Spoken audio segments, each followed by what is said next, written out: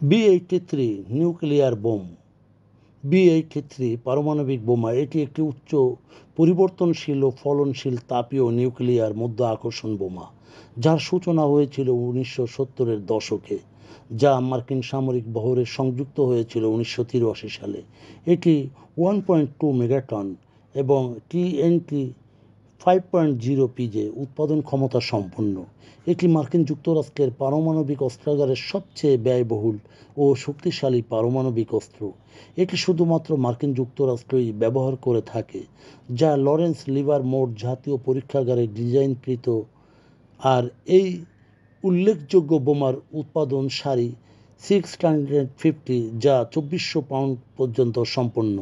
এটি দেখতে 12 ফুট বা 3.7 মিটারের এবং ব্যাস 18 ইঞ্চি এবং ব্লাস্ট ব্যাপ্তি বা ফলন 1.2 মেগাটন।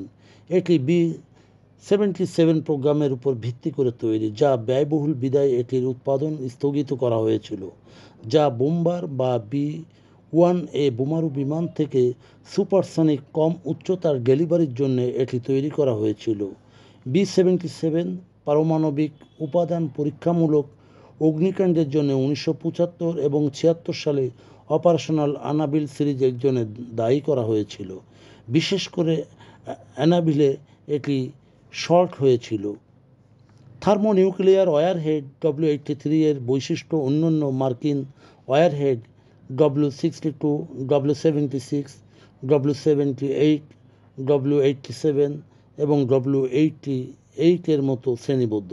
তবে বোমার বৈশিষ্ট্য জানা গেছে কিছুটা হলেও এটি উচ্চ ফলনশীল B-53 অন্তর্ভুক্ত ছিল। এটি দুর্ঘটনা এড়ানোর বিশেষ ব্যবস্থাও নেওয়া হয়েছিল। নিম্ন বা উচ্চ উচ্চতার ডেলিভারির জন্য এটি তৈরি করা হয়েছিল। এটি একটি প্যারাশুট রিডাউন সিস্টেম দিয়ে সজ্জিত, যা 46 ফুট বা 14 মিটারের। এটি ফ্রি ফল রিটার্ডে যোগাযোগ এবং লেডাউন মোডে ব্যবহার করা যেতে পারে। বায়ু বা ভূমিতে এটি বিস্ফোরণের জন্য।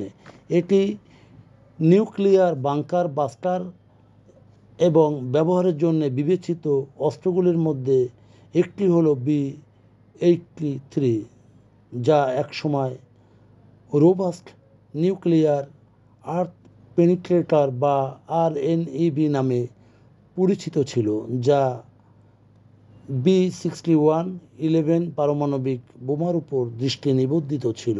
B-83 পদার্থবিদ্যার প্যাকেজটি পৃথিবীতে এর কাছাকাছি যে কোনো গুরুতর হুমকিস্বরূপ গ্রহাণুর বিরুদ্ধে গ্রহণ ও আঘাত এড়ানোর কৌশলে এটি ব্যবহারের জন্য অধ্যয়ন করা হয়েছে। সর্বোচ্চ 1.2 মেগাটনের TNT C5.0 পিজে সক্ষমতার জন্য তৈরি। এই ধরনের 6টি ওয়ারহেড মহাকাশযানে ব্যবহার করে যে কোনো গ্রহকে ঠেলে দেওয়ার জন্য মোতায়েন করা যায় এবং যে কোনো সময় এটি পৃথিবীর অস্তিত্বের ঝুঁকিতেও পড়ে যায়। আপনি জেনে অবাক হবেন যে এই B-83 শুধুমাত্র সীমিত কিছু ফাইটারে ব্যবহার করা যেতে পারে বা বহন করা যেতে পারে, যেমন F-16 Fighting Falcon, F-15 F Strike Eagle, B-52 Stratofortress, B-1B Lancer, B-2 spirit.